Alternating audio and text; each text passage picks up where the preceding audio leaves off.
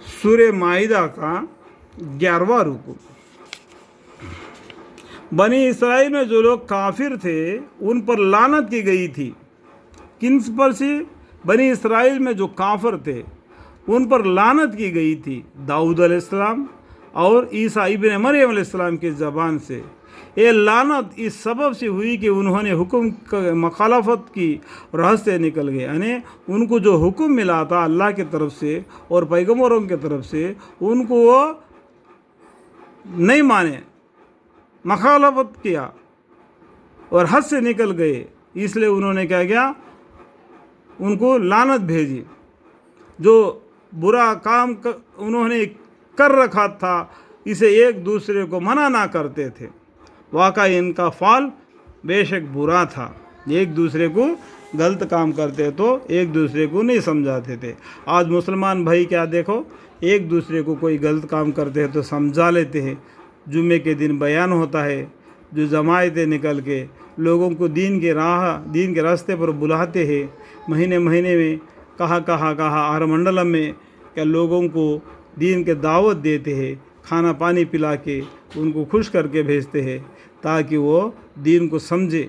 इतना समझाने के बावजूद भी नहीं समझेगा तो किसका नुकसान हो जाएगा? अपना पाँव को अपनी कुराड़ी मार लेगा तो खुद का ही पैर कट जाएगा। और उनमें बहुत आदमी देखेंगे कि काफिरों से दोस्ती करते हैं। जो काम उन्होंने आगे के लिए किया है वह बेशक बुरा है। अल्लाह ताला उनसे नाखुश हुआ और ये लोग अजाब दाइम रहेंगे। इनके पर अजाब डबल होगा, दाइम। और अगर ये लोग अल्लाह ताला पर ईमान रखते और पैगम्बर सल्लल्लाहु अलैहि वसल्लम पर और इस किताब पर जो उनके पास भेजी गई है, तो इन मुशरिकीन को कभी दोस्त ना बनाना। मुशरिक कह रहे हैं ना इधर के ना उधर के, कभी मुसलमान होते कभी काफिर होते, उनको बोलते मुशरिक। लेकिन इनमें ज़्यादा लोग ईमान से खारजी है। तमाम आदमियों से ज़्यादा मुसलमान से अदावत रखने वाले आप उन यहूद और उन मुशरिकीन को पाएंगे। यानी मुसलमानों से अदावत यानी गुस्सा रखने वाले, कुफ्र रखने वाले किसको पाओगे? यहूदियों को और मुशरिकीन को पाएंगे। और उनमें मुसलमानों के साथ दोस्ती रखने के करीब तर उन लोगों को पाएंगे जो अपने को नसरानी कहते हैं। नसरानी क्या? ये ईसा अलैहिस्सलाम पर ईमान लाए हो। क्योंकि ईसा अलैहिस्सलाम के जो किताब है इंजील में, वो बातें और कुरान में जो लिखा हुआ है बातें हम झुलकर है। लेकिन कुछ बातों को वो लोग दबाते हैं, कुछ बातों को जाहिर करते हैं। इसमें से बहुत समझदार लोग हैं, लेकिन फिर भी वो अकड़ के बैठे गए, वो नसरानी बोल के ईसा के ऊपर ईमान ला के। ये क्यों बताया? ये कुरान और इंजील, कुरान के लिखे अंदर के बातें मैक्सिमम इंजील में है, इंजील में लिखे हुए बातें कुरान में है। लेकिन कुछ बातें कुरान में ज़्यादा है, कुछ बातें उसमें कम है। लेकिन कुछ बातों को, कुरान के अंदर के बातों को वो लोग दबाते हैं, जैसा कि शादी करने का तरीक़ा और सुनता करते हैं, सुन्नत काटना वो अलग करते हैं। जैसा जुबान को तान कर पढ़ते हैं, इब्राहिम अलैहिस्सलाम वो अब्राहम करके बोलते हैं। जैसा उल्टे सुल्टे बातें वो लोग बनाते हैं। ये सबब से है कि उनमें बहुत से इल्म दोस्त आलिम है और बहुत से तारीख दुनिया दरवेश, और ये इस सबब से है कि ये लोग मुतकब्बर नहीं है। यहाँ से 7वां पारा शुरू हो जाता है।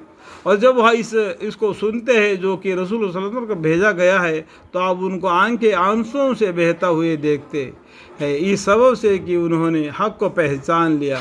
यूँ कहते गए हमारे रब, हम मुसलमान हो गए तो हमको भी उन लोगों के साथ लिख लीजिए जो तस्दीक करते हैं। और हमारे पास कौन सा आज़र है कि हम अल्लाह ताला पर और जो हक़ हमको पहुंचा है उस पर ईमान न लाए और इस बात की उम्मीद रखे कि हमारे रब हमको नेक लोगों का मैयत में दाखिल कर दे।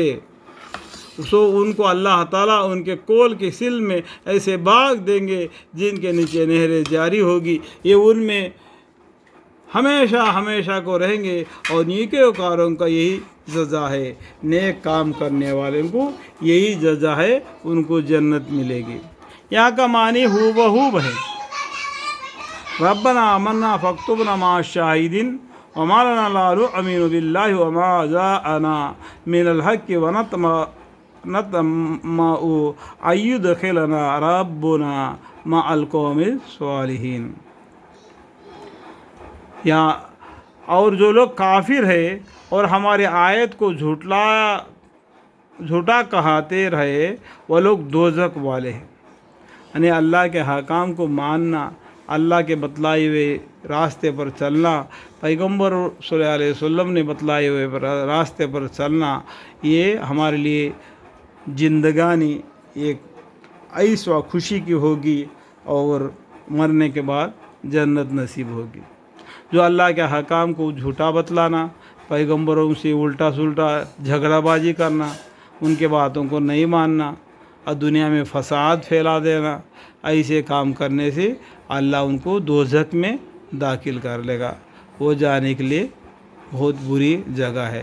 اللہ تعالیٰ مجھے، میرے بیوی، میرے بچے، میرے پورے خاندان وسیلہ تا قیامت نسل با نسل ان سب کو دوزخ سے، ہر عذاب سے ہمیں حفاظت فرمائے۔ آپ کی رحمت کا سائے میں ہمیں جنت الفردوس عطا فرمائے۔ آپ کی رحمت، آپ کی فضل ہمیشہ ہم پر قائم فرما دے تا قیامت تک، نسل با نسل ان سب کو۔ یا اللہ آپ کی راہ میں دین اسلام کے ساتھ قرآن کریم کی تلاوت کرتے ہماری زندگی بشر کرنے کے توفیق عطا فرمائے۔ آمین ثم آمین والحمدللہ رب العالمین۔ یہاں تک سورہ مائدہ کا 11واں رکوع ختم ہو گیا۔